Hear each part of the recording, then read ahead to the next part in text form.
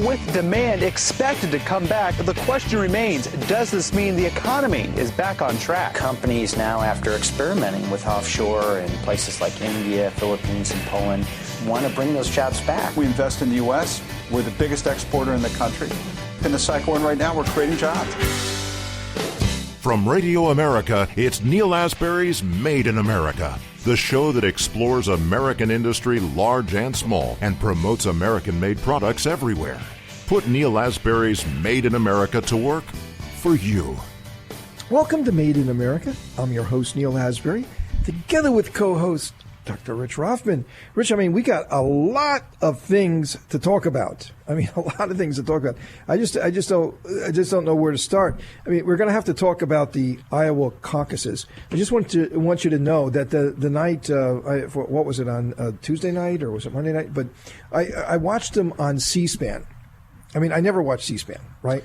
It's like watching that's a bit arcane for you. Yeah, but I was watching because they talk about the caucuses and about how, everybody goes and stands in this corner, and you stand in this corner, and then you have, the first account, and then you have this sort of everybody adjusts if there's not 15%, and then you got to kind of go find somebody else, or you get your group up to that. And it was just amazing to kind of watch how they were managing this. And the guy who was doing it, a member of the Democratic Party, who was kind of managing this, he was totally lost. He was totally lost. Well, that's apparent. And it was amazing. I'm watching that. I'm saying, wow, these guys are really lost. And it's like, well, you got to fill in this card. Well, maybe you fill in that card. Oh my goodness, I forgot to collect the cards from you. Oh, then, 10 minutes later, did you turn in your card? It was absolutely amazing to watch. And then I'm saying, wow, it's kind of like this is really loosey-goosey. Is this the way that they really do it? Is this democracy in action? And this is really accurate of what they're doing? And I watched it. I watched it for like 2.5, 3 hours, as everybody came in and everybody's left. It was just absolutely fascinating. So here I'm not really surprised about what the outcome was, because if you were watching C-SPAN that night, you could see this coming. Well, yeah. There's no question. Well, I'm sure nothing could go wrong with that. Oh, wait a minute. Maybe it can. Oh, no, it did. That's right. Some people that didn't know how to count. One of the guys who was actually holding the cards went out for a milkshake. He never came back because he was out late and he had to go do his homework before school tomorrow. So I find this is like right out of a Monty Python. I'm surprised that John Cleese has not written about this. It really was. If you watch this and you saw that, the lack of sort of procedures, and you could see how these votes would get contaminated. And they were just leaving it to the, I don't know what they call him, but like the guy who was the head of the Biden group, or the guy who was the head of the Warren group. Oh. And they just left it to them and say, well, how many is in your group? Why don't you just go and count them? And then you had this adjustment period where everybody then would go move to another group. Okay, well, why don't you count your group now? Oh, wait a second, I forgot 2 people over here. Oh, no, you got to change this. We're actually up 1. It was amazing to watch. Absolutely amazing, and not surprising what the outcome was. But a lot to talk about. Coronavirus. Oh my goodness, coronavirus. We got to talk about that. I have a lot of friends in China. I'm getting really desperate emails. Please help us. Please help us. Can you send what could you actually do for them? We could send them surgical masks. The mask, the mask. Everybody's wearing masks. Yeah, people are being arrested totally if they don't have a mask. Well, they're totally even out. if they can't get one. They're totally out. In the United States, we've called 50 different people to try to buy these things. They're all out here. I went to a dentist appointment today, and my dentist can't even get masks. They got like a limit of 10 per day that they can buy. I wonder if that's a conspiracy from the mask, people. I don't people know. making masks. I got a great idea. Well, get involved in that business. But I want to talk about that because that's very, very sad what's going on. A very, very big impact on many people's lives. We got to talk about that. But let's first talk about an entrepreneur's success, the entrepreneurial dream. We love the entrepreneurial dream because the entrepreneurial dream is the American dream. And in fact, in the State of the Union, we heard a lot about the American dream. And the American dream is live and well. Mm-hmm. Right? Well, it was in the Congress the other night. It looked pretty good. Well, on half the Congress, let's put it that way. Well, the other people there in white. On the other half, I don't know what they were up to. Made them look, I don't know, heavenly or something. I have no idea. I don't know what they were up to. Big confusion. But at least half our country still believes in the American dream. Yeah. And the gentleman we have on right now is actually also believes in the American dream. We're very happy to have Jonathan Keynes with us. He is the co-founder and managing partner of Auquavault. He pitched it on Shark Tank. And he got a deal. Shark Tank. I mean, a great show. A lot of people watch that. Yeah, I can't wait to talk to him about this. I don't know what it's like to be on Shark Tank. Well, what's I watch it. about that? And then, like you told me, hey, look, just before this segment, you said, hey, look, I go to Cuba, or you did go to Cuba. Yeah, I guess not anymore. but I was there 12 times in maybe a year. But you told me that, hey, look, this would be a great product to bring to Cuba. Well, apparently it's a great product to bring a lot of places because a lot of people are buying it. They're buying Auquavault. We're going to hear about it right now from Jonathan. Jonathan, welcome to Made in America. Thank you for having me. So tell us about, well, first of all, tell us about Auquavault. What was the genesis of it? I mean, how did you come up with this idea? And then what was that Shark Tank experience like Rich just mentioned? So this goes back several years. I was staying at a resort in South Beach with a couple of my buddies. We were attending a wedding there. And the first day, we do what everyone does, which is you go down to the pool. You want to go for a swim. You put your stuff in your shoes, kind of tuck it under your lounge chairs, go for the swim. But just so that was a good one. Back, everything was gone. Of course. So it's South Beach. It's South Beach. You should have called us. Give us a phone call next time. 1-800. We got the answer.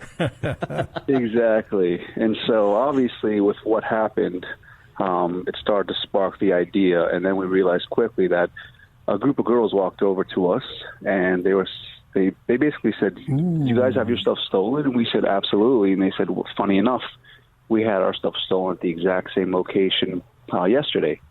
And so that's when the wheels started to spin, and we said, this is something that everybody has always worried about, but it was shocking that there really wasn't an answer to that problem. And so we kind of started to put pen to paper and figure out, okay, well, if we can create a portable safe that attaches to a lounge chair, this gives people the ability to lock up their stuff while they go for a swim and kind of have that worry-free swim that everybody always hopes for, but really prior to us creating the product, that just wasn't possible. You're always kind of looking over your shoulder and wondering, is my stuff safe? And so that's kind of, it's a robbery that turned into the invention. So let me ask you a question. Since, Neal and I are down here and we live in the tropics and we both travel a lot and I go all over the world as well. So explain what the Auquavault is like. You put everything inside the Auquavault. It attaches to the chair. And so when it's attached to the chair, it becomes impossible to remove it from the chair. So if somebody wants to steal your stuff, they have to actually steal the whole chair? Correct. How does it work? It's not impossible. With enough force and the right tools and the right timing, you can get into just about anything. But our theory was, and it's proven to be true, is that if somebody's looking at a purse or a backpack or a duffel bag, something that's very easy, unattached, and then they're looking at the portable safe attached to a lounge chair, one is very difficult to get into and one is very easy. And so we are betting that they're going for the easier targets. Oh, sure. And that theory has held to be true. Yeah, well, they don't want to make a fuss. I mean, that's the whole point. If No, they it's make gotta a fuss, it's got to be quick. it's got to be really quick. Hit it and go. So this is a good idea. So how did it go from the idea stage to getting on something like Shark Tank, which is pretty cool? So we simply submitted. We got a call back from the producer, and then we started going through the levels. And before we knew it, we had a call that they wanted us to fly out to L.A. and pitch the Sharks. All right, and you actually had someone take you up on it. Yeah, we made a deal with Damon, and we made that deal in, I believe it was March 2015, and the partnership is as strong as it's ever been. Until today? Correct. Huh. And so, you just needed some startup money. Is that what you got from it? I mean, taking like your seed money, like taking your idea from the drawing board to actually putting it on the shelf.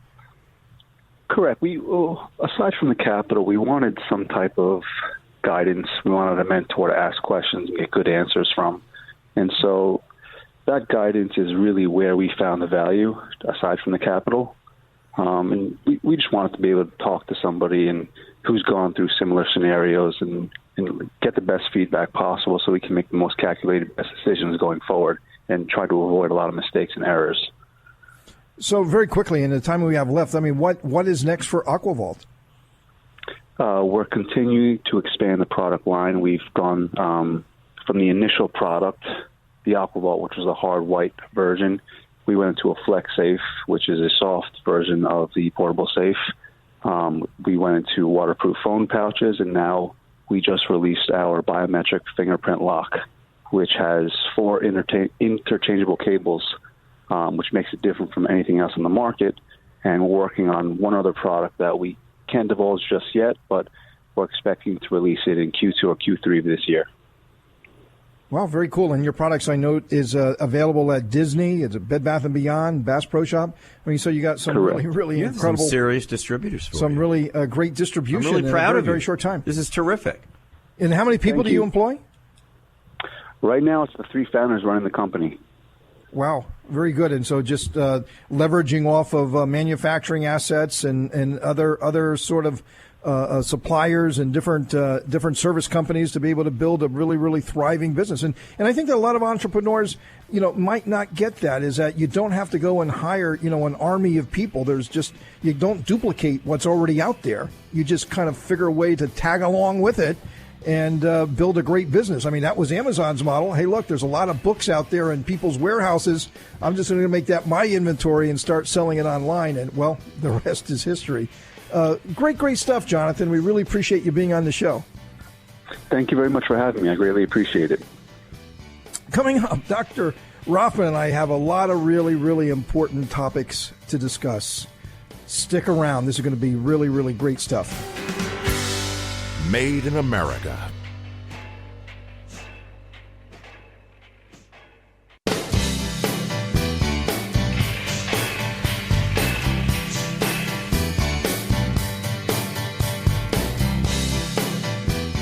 Welcome to Made in America. I'm your host, Neal Asbury, together with co-host Dr. Rich Rothman.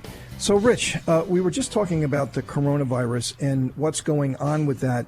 And it's really scary stuff. And what is the economic impact going to be?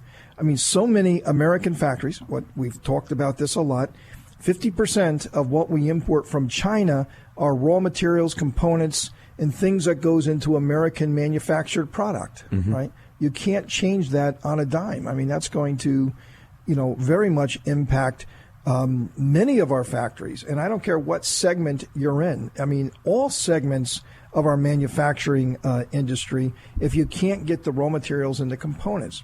So, China getting back to work from the Chinese New Year, which was supposed to end on February 3rd, and now it's been extended to February 10th, which is this Monday, and the workers all come back, and they're supposed to, be manning their posts in the manufacturing facilities and building things and making things and exporting very critical components to our factories. Now we're hearing that a number of the plants are not opening up until maybe February 17th, another week. So, I mean, that would essentially be 3 weeks of closure, and the backlog and what that's going to mean, and how many workers actually come back from their vacation, and can they come back? Because if you're coming from the provinces that's out in the western part of China, I mean, they can't travel. The trains are shut. The roads are shut. Worse People than that. can't move. Neil, it's worse than that. They're sealing their apartments closed so they can't leave their apartment. Right. If you have like one case of coronavirus in an apartment, you're in building, trouble.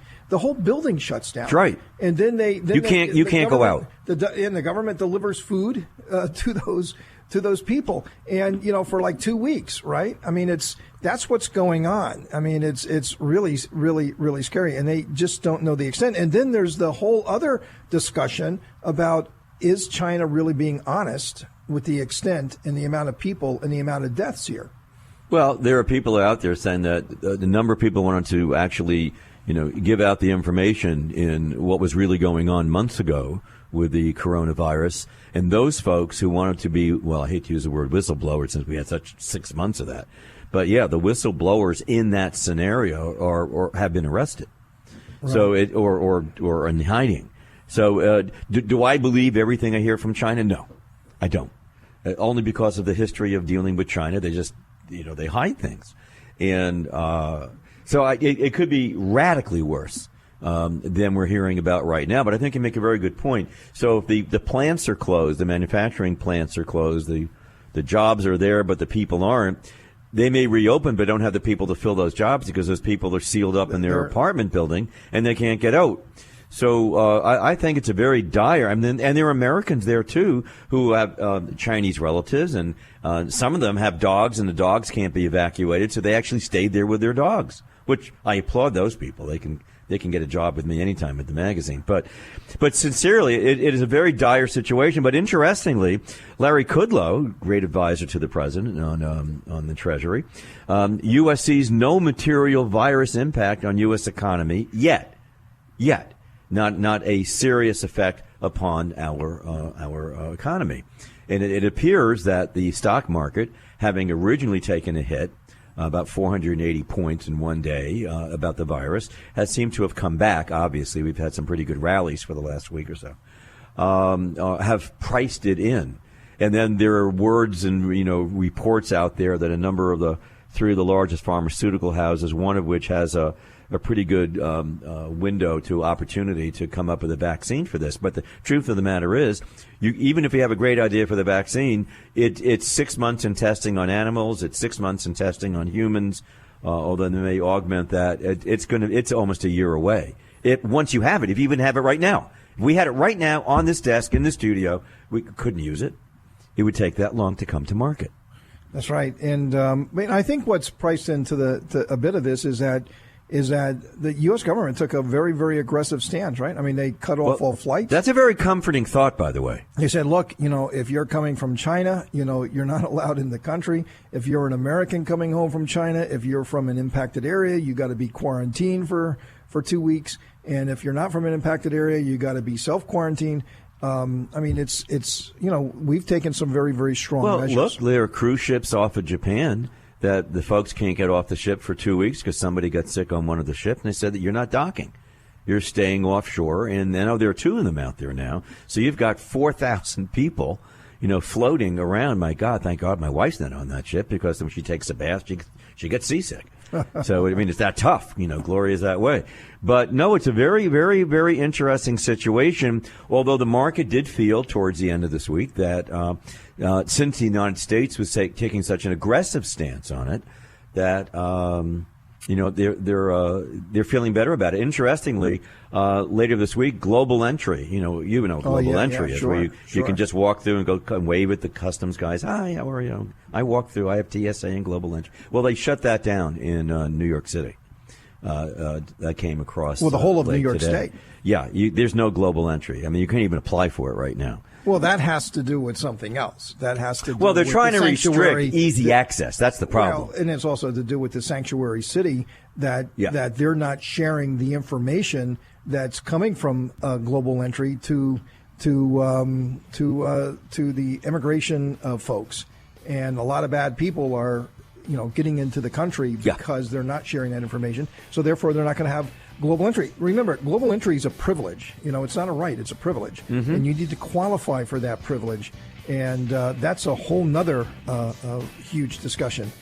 Hey, Rich, that went very quick. But we got another really, really fascinating conversation coming up: the State of the Union and the economic news in the State of the Union. We're going to be with Danielle DiMartino Booth. She's the author of Fed Up, an insider's take on why the Federal Reserve is bad for America. We're going to have a really great discussion with her. Stick with us. Made in America.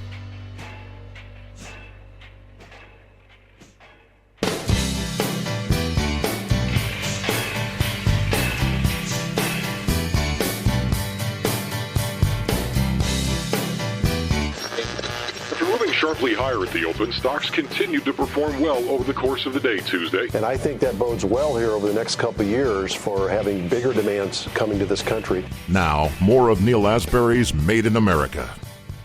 Welcome to Made in America. I'm your host, Neil Asbury, together with co-host Dr. Rich Ruffin. Well, Rich, we got to talk about the State of the Union. I mean, that was really quite an incredible event. I mean, just before that, we watched the Iowa caucuses, and that was, a very, very strange event. But the State of the Union, I mean, it was incredible. I mean, it's like we live in a parallel universe in this country. I mean, there's basically two countries kind of living side by side. in seeing things very differently. But when President Trump read off, a number of the statistics concerning the employment figures, very, very fascinating. Very, very fascinating. I don't know how you argue with that. I don't know how you can say, well, that's not good. I mean, you got to be, hey, look, you got to applaud for something, and that would be something to applaud for. African-American unemployment, Latino unemployment. More highest, women in the workforce. Highest women employed. 70% of all new jobs are women. 100%. Jobs, That's right. So some fascinating things going on. We're going to talk about this more. We're very pleased to have with us Danielle DiMartino Booth. She's the CEO and Chief Strategist from Quill Intelligence. She's also the author of Fed Up, an insider's take on why the Federal Reserve is bad for America. We're going to talk about the Fed here just in a moment, but I'd like to get Danielle's take on, what's happening with this economy. Is this the economy that President Trump was talking about, or is it something else? Danielle, welcome to Made in America. Great to be here today. So tell us, what is your take on the economy and the numbers that we're seeing? A lot of numbers, a lot of people throwing them around, and people are spinning them in whichever way they want to spin them. But hey, look, there's some really good stuff going on right now. What do you say? Yeah, I think that the numbers don't lie, but there are also, by that same token, two sets of numbers.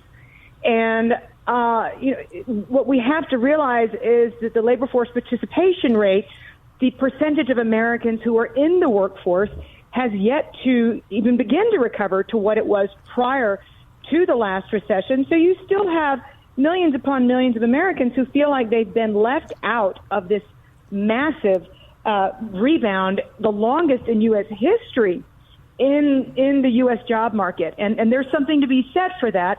There's also something to be said for Trump having extraordinarily good timing. So with the release of the January jobs report, we're going to be getting our first set of revisions to non-farm payroll growth. And what we know from the Bureau of Labor Statistics is that there's going to be a large downward revision, about 45,000 on average per month, that's going to take those job creation numbers, they're going to take them down quite a bit. So things are not quite as good as they're advertised, and I would seriously caution that we've seen continuing jobless claims rise in the fourth quarter and continue to rise into January of 2020. That's the number of Americans collecting unemployment insurance, and we really haven't seen increases like this since 2009. So there are certain indicators we're starting to see that are flashing that there is weakness building up in this job market that has been remarkably beautiful. Well, that's interesting, and I think that, well, we'll wait to see what the numbers are. I mean, ADP and Moody's came out with a report this morning that said that the January numbers for private payrolls is up 291,000, and we can confirm all of that tomorrow, where the numbers actually go for the month. So I hear what you're saying. I don't know if I totally agree with everything you're saying, and we'll wait to see what the numbers can really turn out to be. But we certainly have consumer confidence right now is at its highest level in quite a while, and that came out this week as well. Yes, and you are seeing, if you dig inside the consumer confidence numbers, you're seeing that it's being driven by two distinct cohorts. You're seeing it's being driven by those who make 15,000 or less, and you're seeing it's being driven by those who are 55 and older. So you've seen a lot of minimum wage increases across the country, and that is going to benefit your lowest income earners. And that's why you're seeing some of these unemployment rates come up as much as you have when it comes to minorities.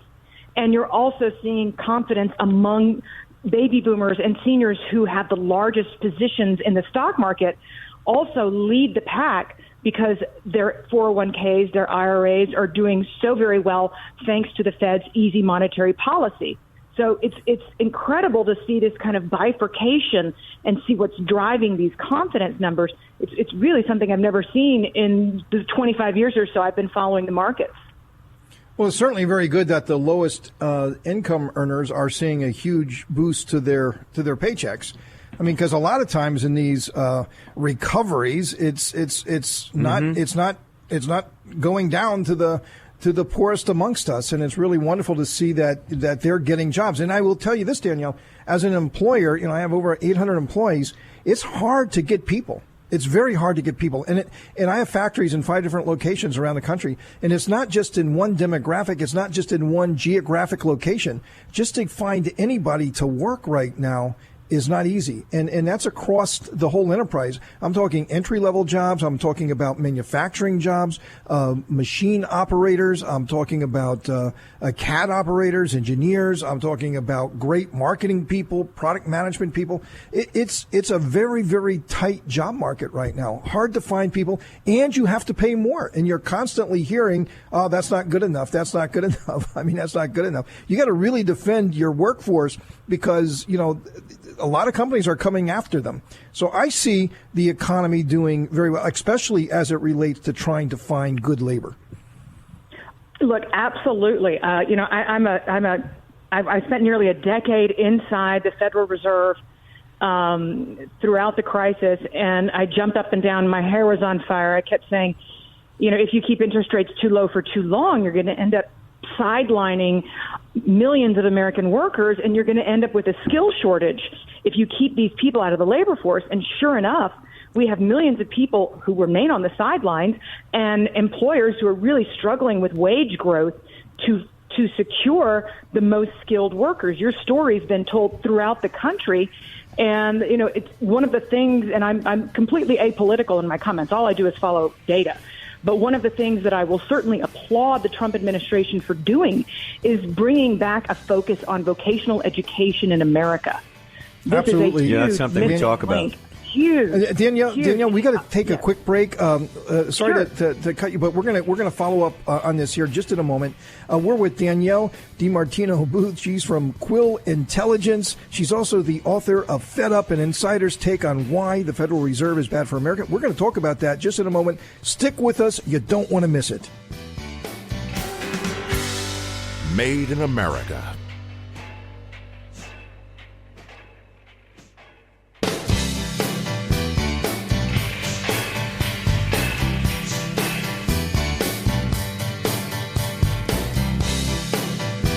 Welcome to Made in America. I'm your host, Neal Asbury, together with co-host Dr. Rich Rothman.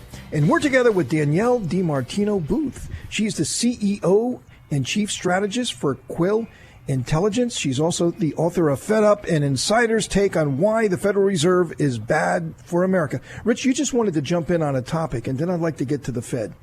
Well, one of the things, and I do want to get to the Fed. I think it's very, very important. And as it relates to the what's amazing about the Fed? No one understands the Fed. They think it's some, very, very secretive, which it is, group of people controlling the monetary policies of our country. We have no idea. The average Joe and Jane don't have any idea who they are. And yet, and also, if anybody talks about, or a government official such as the president criticizes them, which I think they have every right to do, then, oh my God, you can't do that because that's the Fed. You can't do that to the Fed. So you have this mystique that's completely surrounding the Federal Reserve, all these guys and women. And it's why? Who are they? It's sort of like Butch Cassidy and the Sundance Kid. Who are those guys? Because they're doing something. And I think this is great that we have Danielle on the show right now because I want to find out who are these guys. Well, look. You've got the right person, I'll tell you that much. I worked on the inside for nearly a decade, and I came to discover that there was no mystique about it. It's predominantly run by academics who use big words to keep everybody else out. And my goal with writing Fed Up was to bring everybody in and rip back the curtain. You've got too many people at the Fed who've never actually had to have an 800 employee payroll, to say nothing of a 5-person payroll. They come out of graduate school, or they get their PhD, and they proceed to kind of regurgitate their work on, as bureaucrats for their careers, and have very little idea of the effect of interest rates on people running companies, on households who are borrowing, on, bless their hearts, retirees who are trying to save for retirement when you're taking interest rates down to 0%. What are you supposed to do? Send grandma to Vegas? So, if you haven't seen it find a letter that Senator Rick Scott wrote to Jay Powell on February the 5th, and he asked some very pointed questions about why the Federal Reserve is actively monetizing the U.S. debt and how it needs to be much more accountable to the American people. And boy, I couldn't agree more with the questions that he asked. If you think about $1 trillion deficits, such a big number, you can't get your head around it. But let's put it this way, call it $85 billion a month or so that we're racking up in deficit spending. The Fed is effectively monetizing $60 billion of that. Not the American way. That is not what the Federal Reserve is supposed to do. They're supposed to ensure long-term economic stability by maintaining the buying power of the U.S. dollar and step back and let the private sector and fiscal authorities in Congress do the rest. So, having said that, in terms of rates, where do we go from here? I mean, we had 8 years of nothing. We had 8 years of negative rates practically. Some countries did have negative rates. Where do we anticipate us going as we go forward with this scenario without having to go the way we have in the past? Well, look, speaking out of the other side of my mouth, Jay Powell is not a PhD in economics, and he's actually been in banking. He's been in the real world, and he understands and is not an advocate for negative interest rates. I'm hoping he stops at a higher level than Ben Bernanke, who was a pure academic and has advocated for negative interest rates. I'm hoping Jay Powell is a more rational individual and understands that you can't have interest rates at the zero bound without causing a lot of bad investments to occur. And again, really putting pension funds and the entire, baby boomer generation in a very precarious spot because they can't save for retirement. So Danielle, the president, has been quite critical of the Fed and, not, increasing rates and then not decreasing them fast enough. So what do you think about that? I mean, is the president, is he right, or, should he just leave this alone? And how much influence does he actually have on these decisions? Well, so I'm going to disabuse a notion here. The president has actually absolutely no influence on monetary policy making, and Jay Powell's our most apolitical Fed chair since Paul Volcker, may he rest in peace, was running the Fed. The president should have no say in interest rates, and he's actually advocated for negative interest rates because that's what Germany has. That's not the right way to look at it, and I would hope that Trump's closest advisors would advise him in the future to let the Fed do its job. Congress designated it as an apolitical institution. It should stay that way. So that's the way it was created. But you say that fed up, why the Federal Reserve is bad for America. So do you think we should even have the Fed? I do think we should have the Fed. If you want to think about it, the thumbnail version intellectually, look at what China has done to our intellectual property. Can you imagine what China would do if our entire financial and banking systems didn't have somebody safeguarding the stability of them? China would move in and eat our lunch. It would be awful. It needs to be completely revamped. It needs to be completely re-engineered. But no, we cannot end the Fed. Hey, Danielle, that's really great. I know that you're on a quick time frame here. Thanks for sticking around with us. We really, really enjoy your comments. Danielle DiMartino Booth, she's the CEO and Chief Strategist for Quill Intelligence. She's an author, and she's a great person for commentary about financial policy in the United States. Danielle, thanks for being with us. Thank you so much. Coming up, Dr. Rothman and I have some final thoughts for the day. Made in America.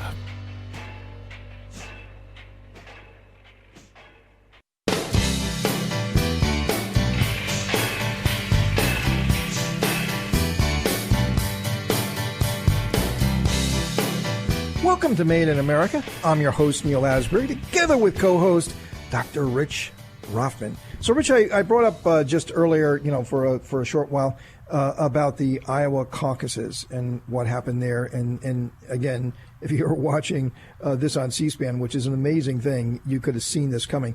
But did people see coming how bad Joe Biden performed? I mean, this guy seems to be on the ropes right now. I mean, he was supposed to be neck and neck with Bernie. And Mayor Pete, just kind of comes out of nowhere, and now look at this guy. Don't discount Mayor Pete. Mayor Pete's being groomed for something, and I don't think this is his round.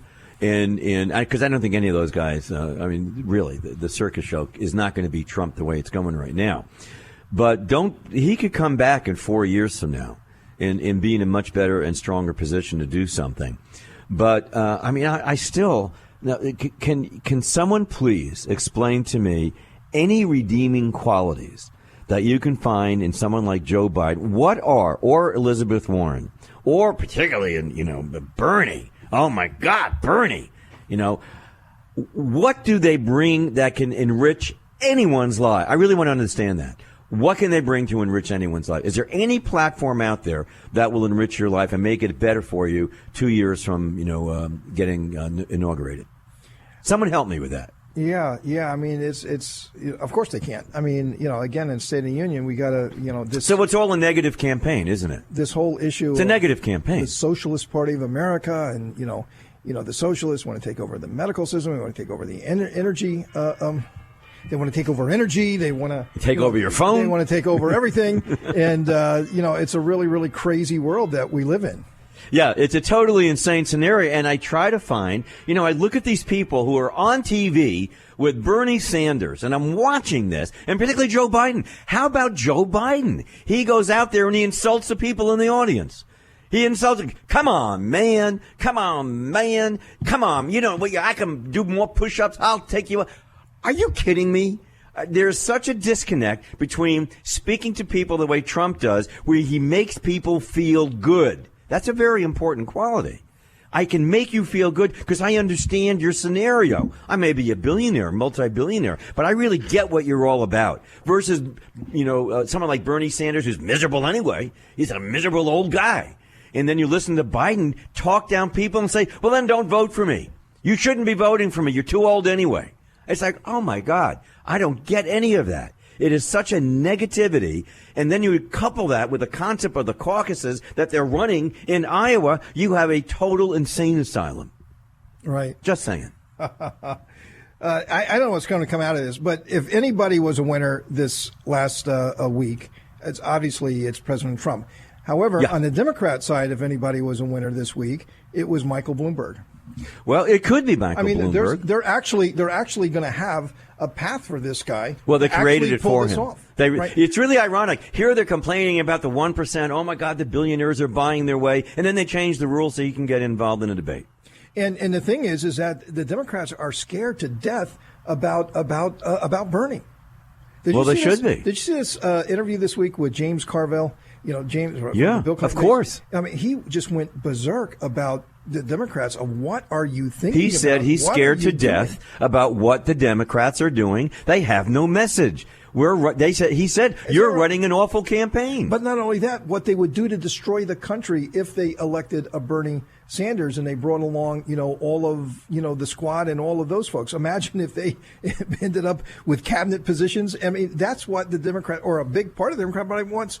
But, James Carville, I kind of liked him there for a while, but then he went on to say, well, who would you vote for? Well, if Bernie's the nominee, I'll vote for Bernie. Yeah, they all do that. So, I mean, what's the point then? What was your whole discussion? Right. I mean, at least Hillary was saying, hey, look, if he's the nominee, I'm not going to vote for the guy. Listen, here's the point, and I want everyone out there. This is the answer. I think I figured this out. Everyone this week, I want you going on Netflix or Amazon Prime, and you get the movie King of Hearts. Everyone has to watch King of Hearts, 1968 movie. Alan Bates, an Academy Award winner.